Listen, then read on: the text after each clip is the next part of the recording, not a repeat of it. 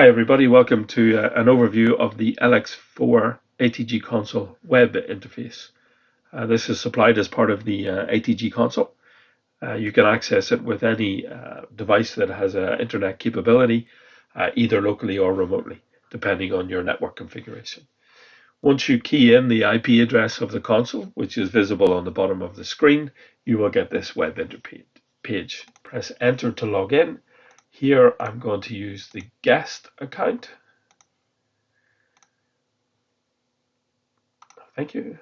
The first page I see then when I log in is an overview of the tanks. This is for the customer to see a snapshot of what his current situation is. It's automatically refreshed. We have various elements of data on the screen, a graphical interface of the tank and its current level, a snapshot or a graph of various different elements, temperature, water, product, volume. At the bottom, we then have an overview of the tank, including the volume, the ullage, the height of the product, the temperature of the product, and so forth. To toggle between the tanks, you simply click on the top of the window. If the tank belongs to a group, if you go to group,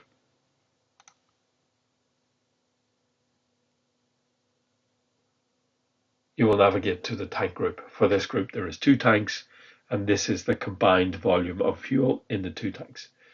We have a second group with the other 2 tanks. Also, as part of the web feature, we have more detailed reporting and history.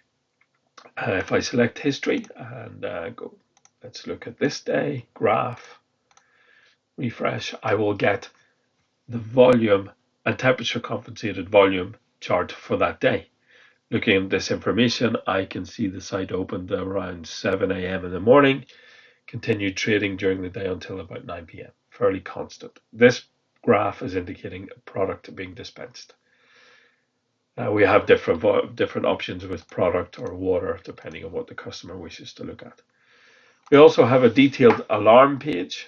For here, I will select all tanks, time and date, filter, and I get all the alarms. The work of a simple traffic light. Red is an alarm, yellow is it has been acknowledged, and green it has been resolved. They're all listed here.